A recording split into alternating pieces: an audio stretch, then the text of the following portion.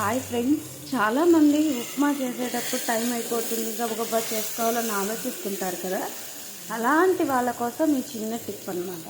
First మనం ఈ టమాటాలు, పచ్చిమిర్చి, అల్లము అన్నీ తిరుమాతలో వేసి ఇటుపక్క ఇది మగ్గుతూ ఉన్నప్పుడు ఇంకోవైపు ఉప్పు నీళ్ళు మనం ఎసరకు సరిపడా నీళ్లు పోసి మరిగించుకొని పెట్టుకోవాలన్నమాట.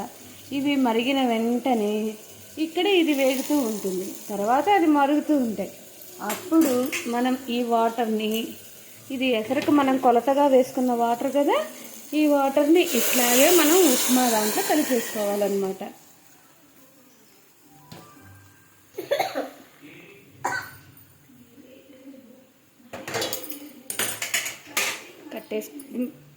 పోసుకున్న తర్వాత చక్కగా సిమ్లో పెట్టుకొని అలా తెరులుతున్నప్పుడు ఇలా రవ్వ పోసుకొని కలుపుకోవాలి.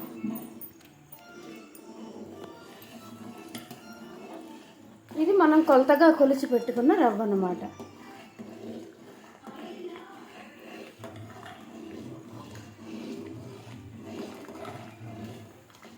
జాగ్రత్త అండి, సిమ్లో పెట్టుకొని పొయ్యి అప్పుడు చేసుకున్నారనుకో ఆ వేడి సెగ కొట్టకుండా ఉంటుంది. మనకు హడావిడిగా ఉన్నప్పుడు ఇలా నీళ్లు పక్కన విడిగా అన్నానికి ఎసరు పెట్టినట్టుగా పెట్టుకొని ఉప్మా చేసుకుంటే మనం ఏ టిఫిన్ అయినా ఫాస్ట్గా చేయగలుగుతాం. అంతేకాకుండా కొంతమందికి తిరుమూత గింజలు అంటే అవే పోపు దినుసులు నోటి కింద వేగుతూ కరకరలాడుతూ మంచిగా వేగి ఉండాలనుకుంటారు కదా.